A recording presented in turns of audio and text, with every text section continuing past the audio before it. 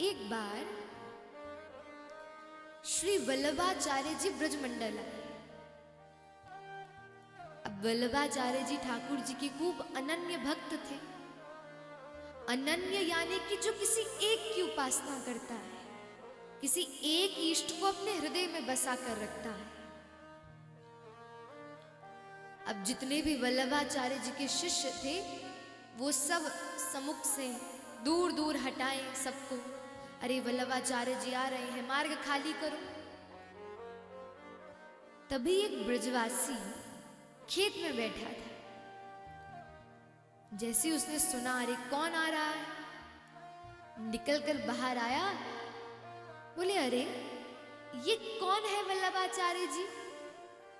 वो बोले, शिष्य बोले, अरे हमारे गुरुदेव ठाकुर जी की अनन्य भक्त है। अब वो ब्रजवासी नहीं जानता था अनन्य किसे कहते। बोले अच्छा, बोले इनको इतना सम्मान, तो फिर हम भी कम नहीं हैं।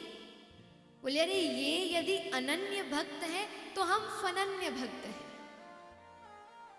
अब वो शिष्य बोले ऐसा शब्दकोश में तो कोई शब्द ही नहीं है। बोले अच्छा भाई बताओ इसका अर्थ क्या है? बोले फनन्य उसे कहे जो ये तक ना जानता हो कि कृष्ण के सिवाय और भी कोई देवता है, ये फनन्य। शिष्य ने जैसे ही सुना वल्लभाचार्य जी को बात बताई। वल्लभाचार्य जी ने जाकर दंडवती लगाई। बोले अरे तुम्हारे अंदर जैसी अनन्यता है ऐसी अनन्यता तो शायद ही किसी में होगी। ये है अनन्यता, ये है हृदय की दृढ़ता। जब व्यक्ति किसी एक के प्रति, जब व्यक्ति किसी एक मात्र के प्रति अपने हृदय के सब उद्गार प्रकट कर दे और सहज उसी का ही आश्रय जीवन में ले, तो विचार करना कि अब अनन्य भक्ति आ गई।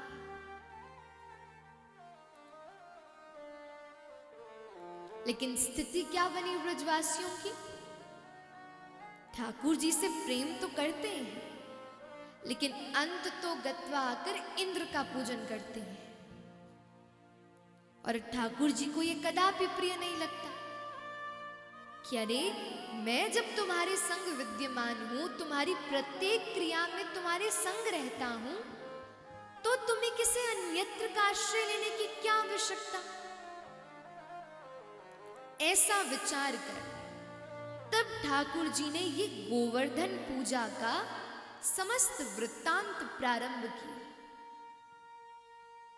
सीधे यदि ठाकुर जी कहते मेरा पूजन करो, मैं जय जय हूं, तो ब्रजवासियों की स्थिति क्या है? ठाकुर जी जितने भी बड़े काम कर ले, ठाकुर जी की प्रभुता को स्वीकार नहीं करते।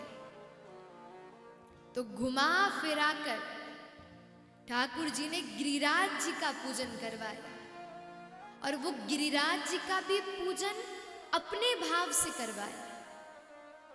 एक तो भाव ये है अनन्यता का,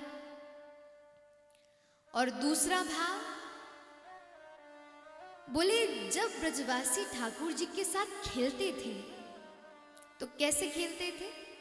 ठाकुर जी को घोड़ा बना देते और घोड़ा बनाकर उनकी पीठ पर चढ़ जाते और बोलते चलो हमारे घोड़े चलो।